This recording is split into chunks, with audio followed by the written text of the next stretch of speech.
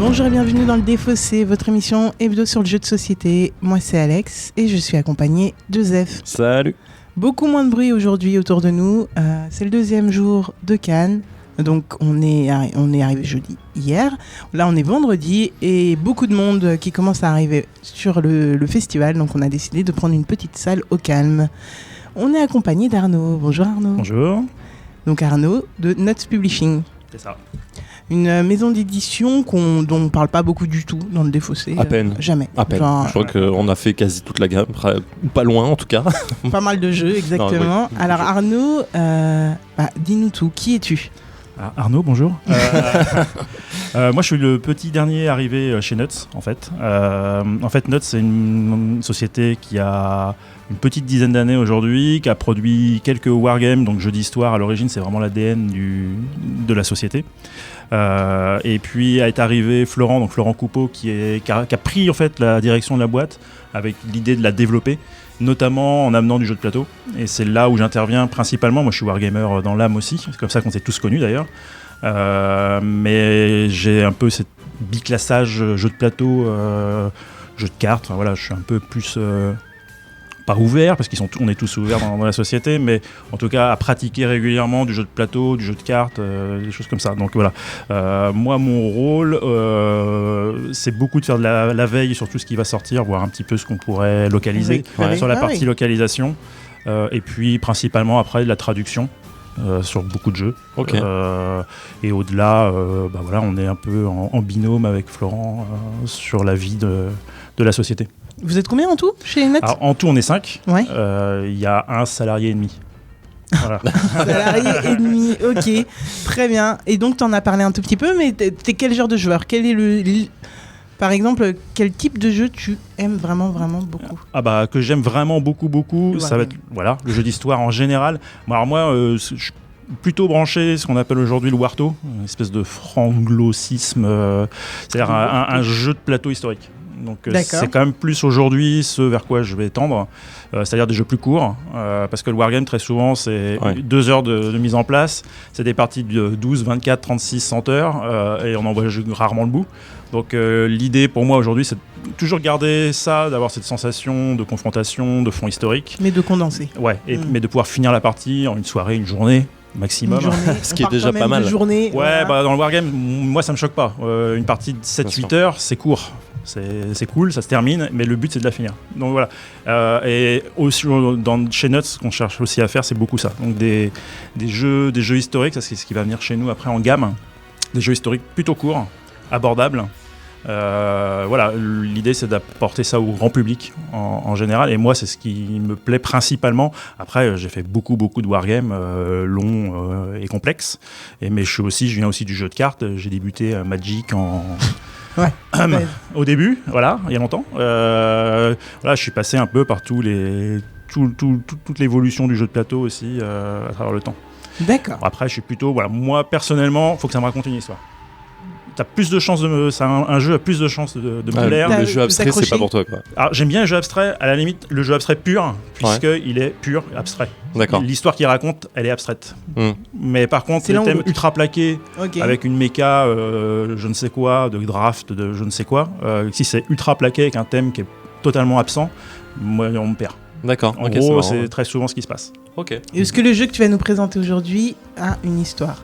Alors oui, il a un fond historique, même si ça reste là pour le coup réellement un jeu de plateau. Il a un fond historique, c'est-à-dire qu'on va voir que le déroulé du jeu correspond à une situation historique. Après, ça s'arrête là. C'est vrai qu'après, on est plus sur la méca, qui est plus une méca de domination de territoire. Ok, alors de quoi tu nous parles aujourd'hui ? Donc on parle de Joraku. Donc Joraku qu'on localise, qui va arriver, qui est arrivé d'ailleurs même. C'est les premières boîtes là à Cannes. Ils sont là. Okay. Voilà. Donc Joraku qui est sorti chez Moi Ideas Game Design en Asie, et nous on a repris pour la version française, sachant qu'il y a déjà eu une version anglaise de ce jeu. Et donc nous on arrive avec la version française. Ok. Donc c'est un jeu boîte compacte. Alors nous aussi ça fait partie un peu de ce qu'on cherche à faire. on essaie on aime bien les jeux où les boîtes sont bien remplies. Ouais, Oui, on a vu. Ouais. pas du tout dans One Deck, par exemple, c'est pas du tout. Ouais, C'est à peine rempli, mais les genre, grosses là, boîtes ça. avec le matos qui se balade dedans, ça peut nous arriver, on va pas dire le contraire, mais c'est vraiment ce qu'on cherche aussi c'est ce qu'on aime Optimiser. aussi. Voilà, optimiser ça. Ok. Là, Condenser, optimiser. voilà, là, on est bien on est dedans, précis, parce que là. la boîte, elle est pleine, elle est vraiment pleine. Joraku, donc on est au Moyen-Âge au Japon. On est vraiment sur les luttes de pouvoir des shogunats. Donc on va jouer des daimyo qui cherchent à prendre la place du shogun et qui vont donc se déplacer vers Kyoto. Ok. Donc voilà, on est vraiment toute la méca du jeu va faire que on va tous chercher, on va partir des régions les plus lointaines et on va chercher à se rapprocher de Kyoto. Ok. Le fond historique est là. Voilà, on a cette sensation historique. Le but du jeu tend à ça. D'accord. Ensuite, on est sur un type de jeu.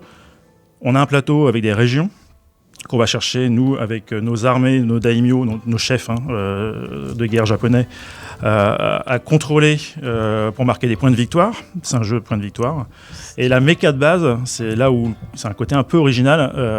C'est une méca de pli, de cartes. D'accord. C'est un jeu de cartes de pli. Qui va nous permettre d'interagir avec le plateau tout en créant réellement une méca de pli. D'accord, ça a l'air vraiment obscur quand tu dis ça comme ça. Ouais. Alors, en fait, on a remarqué un truc dans nos jeux très souvent, c'est que c'est assez obscur. Juste à ce qu'on y joue. Ouais, exactement. Ouais. Et c'est ça qu'on aime bien, on s'en rend compte maintenant. On a plein de petits jeux comme ça où quand on le pitch, on fait ça a l'air nul ton jeu, mais faut essayer. Voilà. D'accord. Donc voilà, c'est la particularité, c'est un jeu de pli de contrôle de territoire. D'accord. D'accord. Donc à chaque tour, ah oui, d'accord. C'est vraiment les cartes sont juste avec une valeur. Il y a Juste des cartes, et des il y a 3 couleurs. Mhm. 3 couleurs, les cartes vont de 2 à 6 puisqu'il y a une carte particulière qui est le ninja, qui n'a pas de valeur en tant que telle. Et les valeurs sur les cartes vont permettre d'interagir avec le plateau, c'est-à-dire qu'à chaque fois qu'on va jouer une carte, ça va nous permettre soit d'amener des renforts, donc des armées sur le plateau, soit de faire des actions qui vont être de se déplacer ou de combattre. D'accord. Donc on est quand même bien sur un jeu type guerre, prise de territoire.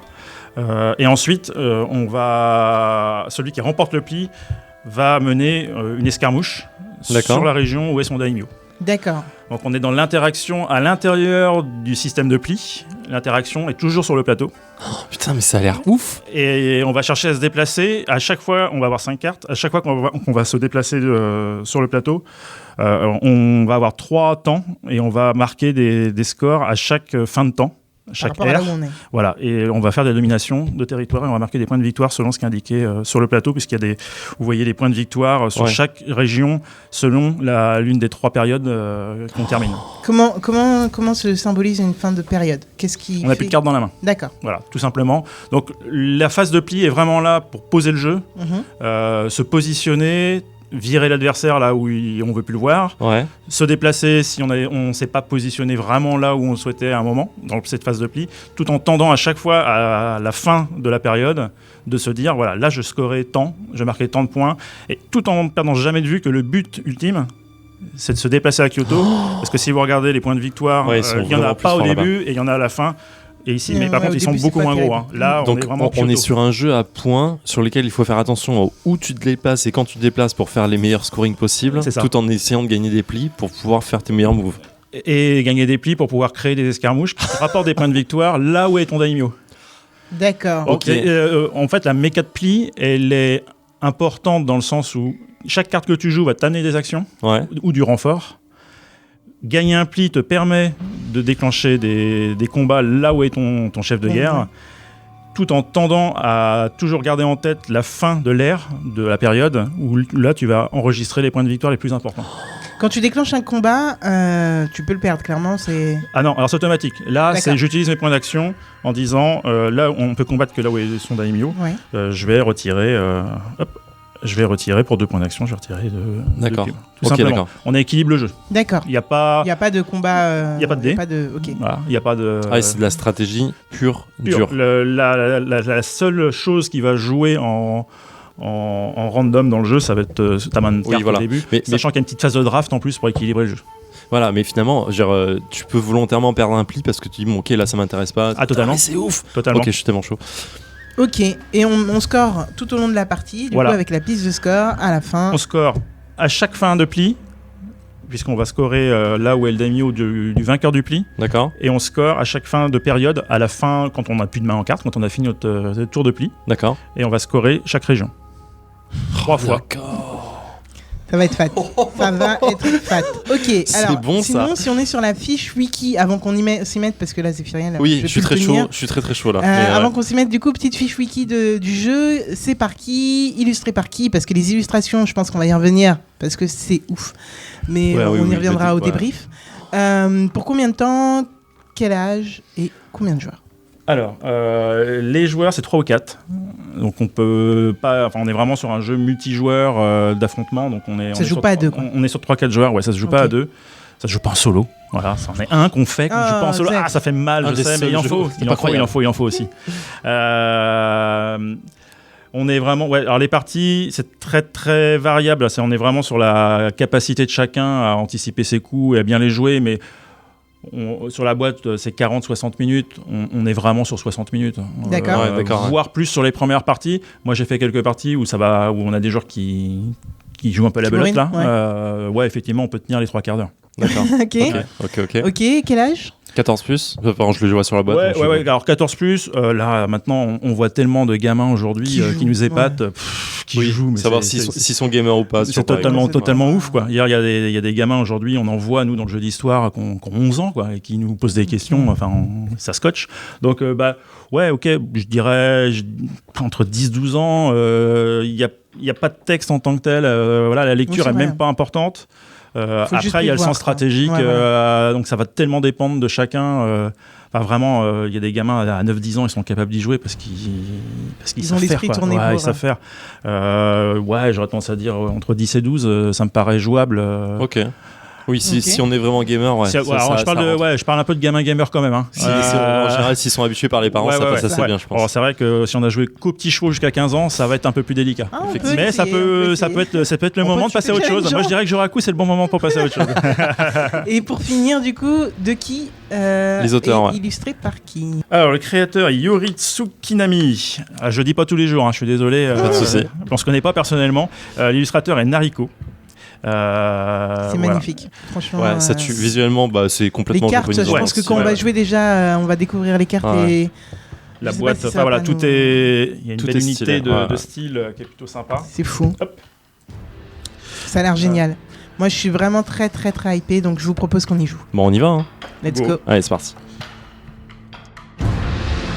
C'est bon ? Bah oui, c'est bon. Une fois qu'il a. C'est Ninja qui sort. Ça alors ? Donc. Alors, si tu joues un 6, ça va jouer chez moi, donc en 2. Ouais, exactement. Si tu joues pas un 6, ça dépend ce que tu joues. Soit moins de 3 et ça va jouer là. Oui, d'accord. Quand il y a égalité, il y a un truc que j'ai pas dit. Quand il y a égalité dans les plis, si tu joues un 3 vert, par exemple, c'est la première carte de la valeur posée qui l'emporte. Donc la tienne. Ouais. x3, sachant que plus ça va aller, moins ça va aller. On va être de plus en plus loin à jouer. Parce qu'il y a un moment, ça va gratter un peu au niveau du neurone. Enfin, moi j'en ai qu'un, donc je peux parler au sein du groupe. On va pas laisser rouge gagner. Bah non, ça se fait pas. Je sais pas de quoi vous parlez, ça se fait pas. Je suis pas si. Ce que j'aime bien par contre, c'est que je joue le dernier au dernier. Et ça, c'est assez agréable. Là... Non mais attends, comment ça va se passer chez moi? Bah oui, ça se passe au rouge. Oui, c'est bien. C'est bien. Moi ça me plaît, j'adore ce genre de choses. C'est déplaisant à la fin.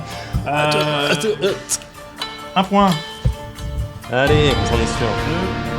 Non. Merci. Nous voilà de retour dans le défaussé après une partie de 51 minutes et je ne sais pas trop combien de secondes de Joraku.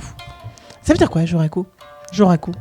Ça veut dire en route vers Kyoto. C'est vrai? Ça veut dire ça? Ouais. Ok, c'est marrant. Très bien. Okay. Bon alors, Zéphiriel, qu'est-ce que tu en as pensé? Eh bien, écoute, on a fait la présentation de jeu. J'étais en mode déjà, je suis ultra chaud et je viens de me faire élimer, mais violemment. J'ai été traîné dans la boue. Je suis resté très loin de Kyoto. Je me suis fait massacrer, mais j'ai kiffé de bout en bout ce jeu, mais vraiment de la première distribution de cartes au dernier comptage de points. Tout est ultra tactique. C'est ce qu'on disait un peu en off. On a des couches de tactique qui se viennent sur une couche de tactique, comme un millefeuille de tactique. Il faut penser au draft en disant ok, quelle carte je vais donner à l'autre. Est-ce qu'il a des pions à placer si je lui donne cette carte? Où est-ce qu'il va les placer? Est-ce que c'est intéressant pour moi? Oui, non. Qu'est-ce que je prends? Est-ce que je me fais une coupe de couleurs? Oui. Est-ce quoi ça me sert? Est-ce qu'il y a plus ou moins de cartes qui vont sortir? Donc tu penses à ça. Une fois que tu as drafté, tu as tes cartes. Je joue. Est-ce que je me mets en majorité? Est-ce que je veux gagner ce pli pour aller gagner des points là où mon Daimyo il est pour gagner des points là? Ou est-ce que je veux pas avoir la patate chaude pour mettre jouer en premier au tour suivant? Ça c'est déjà une réflexion. Ensuite, une fois que j'ai joué ma carte, qu'est-ce que je fais? Est-ce que je vais poser des troupes là où j'ai mis le numéro de ma carte? Est-ce que je vais déplacer des troupes? Est-ce que je vais tuer des troupes adverses? Est-ce que c'est intéressant de le faire? Ensuite... C'est des couches tout le temps et tu calcules en permanence à quel âge je suis. Ok, là je suis au 2e âge, donc je suis en très loin de Kyoto, il faut que je commence à rapprocher mes troupes. Mais si je vais là, je vais pas gagner des points là-bas, donc est-ce que ça vaut le coup de le faire en priorité pour préparer le tour d'après? C'est un casse-tête super agréable, mais vraiment super agréable parce que visuellement, je pense que sur les photos, tu as l'impression de pas comprendre ce qu'on est en train de faire, mais c'est ultra lisible. C'est à la fois très simple quand tu comprends ce que tu dois faire, mais ultra complexe parce que tu as beaucoup de possibilités et il faut penser à tout. Compter les cartes, ok, le 6 rouge il est sorti, c'est-à-dire que je suis majoritaire sur le rouge là, mais attention, il peut y avoir le ninja qui peut me niquer. C'est vraiment, vraiment, vraiment génial. Je me suis fait avoir sur les ninjas en fin d'âge, sur l'âge 2 et 3. Je suis complètement vénère parce que je gardais le 6 comme un idiot à la fin. Mais ça me donnait 6 points d'action, donc ça m'a permis de déplacer quand même une troupe. T'es pas complètement perdant malgré tes moves. Et non, c'est ouf. Le jeu est ultra profond. C'est incroyable. Donc on va interrompre ce monologue par. Donc tu as. J'ai à peu près kiffé. J'ai à peu près kiffé. Vous pouvez comprendre. Et toi, Alex, qu'est-ce que tu en as pensé?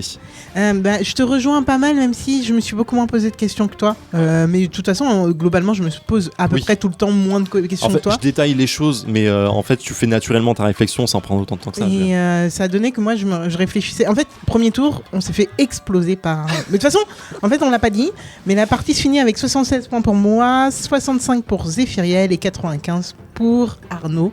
98 pour Arnaud. Bon. Voilà.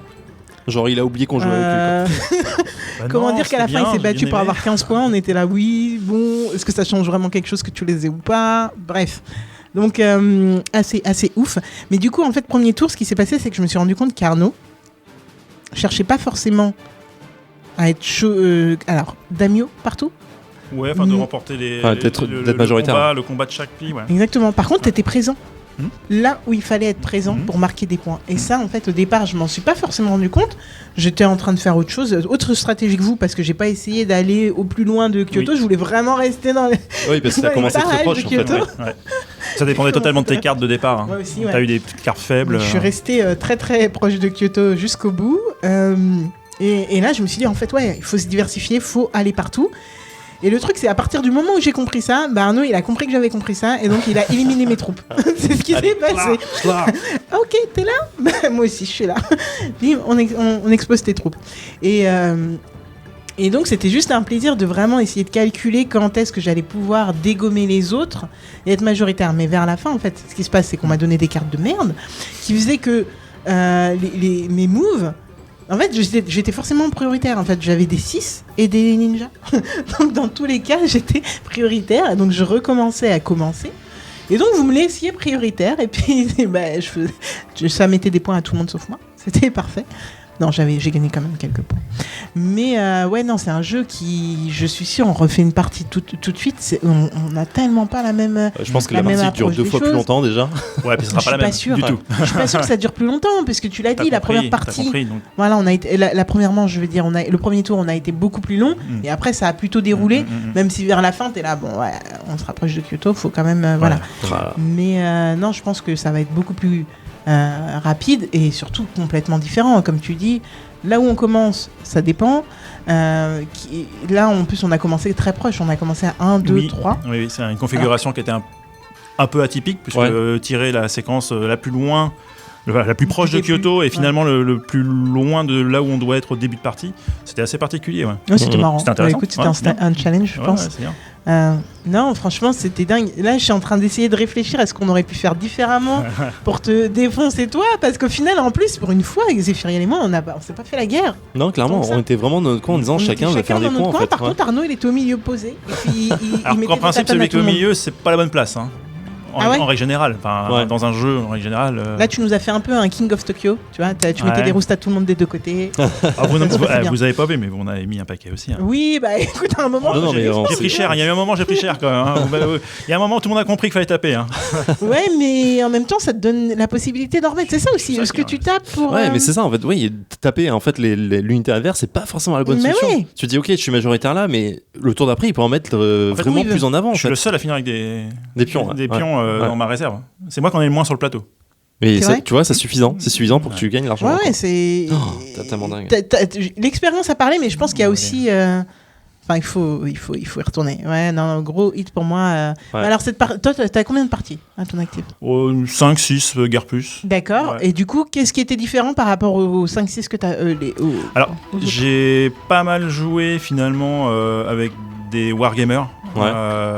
Qui apprécient beaucoup aussi ce jeu-là parce qu'il y a un fond historique et puis parce que ça boom quoi. Il y a un sentiment de conquête, de combat et ils sont justement plus dans le combat et sérieux, on arrive à des milieux de partie où il reste 5 pions et donc très différent de vous où on sent que vous êtes dans l'optimisation de la recherche de points de victoire en mettant le plus de samouraïs là où il faut au bon moment, mais sans voir que ce que je vous disais tout à l'heure, sans voir à sortir celui qui vous gêne. Alors peut-être que c'est lié au fait que vous jouez peut-être moins ce type de jeu. Ouais, et puis vous avez peut-être, je sais pas, soit vous n'avez pas envie de vous fâcher avec le voisin en lui retirant ses... Oh non. D'ailleurs, j'ai failli me fâcher avec toi. J'ai bien senti qu'à un moment, tu commences à en avoir marre de m'avoir dans les pattes. Mais en fait, voilà, c'est aussi le cœur du jeu. C'est aussi au bon moment de savoir renvoyer. Mais au bon moment, c'est-à-dire là aussi, toi, tu m'as redonné des troupes au mauvais moment. Ouais. C'est au moment où j'en avais besoin à replacer là et tu me les as offertes. Donc, bien sûr. Ça m'a permis de revenir dans la partie. Si tu m'en avais pas retiré, j'aurais pas pu les repositionner. Mais moi j'avais besoin de les retirer à ce moment-là parce que j'avais besoin d'être majoritaire là et en fait c'était ma seule tu vois, mais en fait l'interaction est très très forte. Ouais. Donc mine de rien. On a beaucoup parlé hein, tu pensais que ça serait silencieux mais en fait on a beaucoup parlé. Non mais je pensais que ce serait vachement réflexion mais pas du tout en fait. Mais il y a de la réflexion. C'est la réflexion. Mais enfin pas du tout dans le sens tu sais c'est pas le genre de jeu où tu fais que penser dans ton coin et tu bouges ton pion et t'attends mais c'est vraiment t'as besoin de parler en plus. Je sais que moi ce que j'aime aussi dans ce genre de jeu c'est qu'il y a un petit côté vachard, tu vois. un tout petit. Il y a beaucoup d'interactions, donc c'est normal. Il y a un petit côté, voilà, je t'en casse 3. Ah bah tiens, tu vas venir, je t'en pète 3 aussi. Voilà, il y a un côté. T'as trop bien optimisé ça. Franchement, c'était fou. Ouais. Tu nous as donné des petites leçons là pendant le cours du coup. Il y en a d'autres. Et en plus, il y a d'autres façons encore de jouer. Là, je me suis beaucoup axé aussi sur les combats ici. Ouais. C'est là où j'ai marqué le plus de points. Ouais, clairement. Oui, sur les combats, sur les majorités. J'ai cherché à toujours être en position de force. Là, essayer. Là où ça allait se déclencher. Ouais. Au bout d'un moment, c'est chez toi à chaque fois, et je me suis mis en force chez toi. Voilà, c'est des façons. Ou alors tu peux te masser à des endroits. Enfin, sincèrement, il y a plusieurs façons de jouer. Clairement. Et si votre façon de jouer, avec un troisième joueur qui aurait joué de la même façon, la configuration aurait encore été totalement différente. Ouais, donc c'est vraiment lié, comme tu le disais tout à l'heure, à qu'est-ce que j'ai en main, qu'est-ce que j'en fais, quelle est l'interaction avec les autres, est-ce que je me fais des coupes franches dans mon jeu, en pipure. Enfin voilà, c'est toute l'imbrication de toutes ces petites mécas qui apportent la complexité, qui est pas folle, mais qui est imbricante. Quand même, ça en fait un jeu assez complexe avec quand même il est simple dur à pitcher, dur à saisir l'intérêt quand on te dit comme ça brutalement un jeu de pile de conquête, waouh, c'est quoi simple à expliquer et à prendre en main, et au bout de 2 tours, vous étiez aussi à l'aise. Ah ouais, clairement. Aucun truc. Et après, voilà, faut jouer aussi pour savoir quoi faire au bon moment. Ouais, c'est l'expérience. Voilà, donc un petit jeu, encore une fois, mais avec de la matière. Avec beaucoup de choses à prendre en compte. Moi, 2 choses que je regrette dans le jeu. Alors déjà, la piste de score, on en a pas mal parlé. Oui. Tout le monde en parle. Voilà, c'est un serpent. En fait, ça paraît bête à dire, mais effectivement, la piste de sport est en serpentin. Donc du coup, quand t'arrives en bas, t'as l'impression qu'il faut aller retourner au début, mais en fait, et tu te perds. Donc en fait, je pense, faut pas faire le serpentin, faut juste additionner, puis basta. Je pense clairement. On est d'accord. Donc ça, c'est un de mes regrets. Deuxième regret, ça va être les cartes que je trouvais si magnifique en début de partie, mais en fait je les voyais plus, je voyais que des chiffres. Oui. Ouais, tu fais Et plus trop du coup, attention. t'occultes complètement alors que t'as un ninja, mais dans toute sa splendeur. T'as d'autres rôles que je connais pas, hein, j'avoue. T'as le Culturellement parlant, samouraï, je les connais pas forcément tous. l'arquebusier, t'as le tempo, ouais. ouais. Et malheureusement, je les voyais plus. Par contre, je voyais bien mon chef de guerre qui est juste aussi magnifique sur le plateau. Enfin, et voilà, je pense que à un moment, il y a quand même les cartes qui prennent, la valeur des cartes qui prennent la main sur la beauté en elle-même des cartes. Et bon, ça c'est un petit regret que j'ai parce que j'adore. C'est vraiment là, c'est quand même vraiment magnifique. Ouais. Et on l'occulte assez rapidement. Sinon, non, franchement, pour moi c'est un hit là. C'est un gros coup de cœur, clairement. Donc il sort quand exactement? Puisque tu dis, Là, c'est une exclue à Cannes. Alors, on a nos premières boîtes là à Cannes. Alors, je ne sais pas très précisément le timing avec les boutiques, notamment, je ne l'ai pas en tête. Par contre, avec les événements actuels, nos conteneurs, on n'est pas les seuls, étaient bloqués au Havre. Donc, on a réussi à extraire 3 cartons pour Cannes. Mais donc là, ça arrive en boutique dès que ça va passer les douanes et que ça va pouvoir être acheminé à l'entrepôt puis aux boutiques. Donc voilà, c'est maintenant, c'est là. Au moment où vous écoutez, normalement, ça envoie en boutique. C'est trouvable. Ouais, voilà, c'est maintenant. Jour à coup, on le répète. Du coup, un jeu 3 à 4 joueurs, 13 ans et plus. Bon, après, si vous êtes un peu ça dépend, jeune et fut, habitué, en tout cas, ça peut le faire. Et on a dit pour 30 à 60 40, minutes. 60 minutes, c'est marqué sur la boîte. Voilà. Et on est sur un prix de vente, quand même, pour en parler, quand même. Parce qu'on n'a pas dit, c'est vrai. à 15 €. Oui, voilà. Oh. C'est fou. Voilà. Petite boîte, matos, remplie. C'est ça. C'est vraiment notre but. Ok, alors là je m'y ouais. attendais pas. C'est un gros coup de cœur pour moi. Là, ouais. Et on va aller photographier, je pense, ces petites figurines dont tu nous parlais. Oui. Parce que j'ai envie de les voir, moi, perso. Version prestige. Ok. Merci beaucoup, Arnaud. Merci à vous. Merci. Merci. Très cool. Merci. Tu reviens quand tu veux. Absolument. Clairement. Je pense que, de toute façon, Zéphiriel. Oui, ouais. On va continuer. Voilà. Voilà, exactement. Et écoute, on te remercie, Zéphiriel. À bientôt, tout de suite. À tout de suite. Genre pendant pas longtemps. Très bien. Et pour vous, les auditeurs, ce sera la semaine prochaine pour le prochain jeu. Voilà. Toujours à Cannes. Voilà. Allez, éclatez-vous bien. Je viens. Ciao. Bye.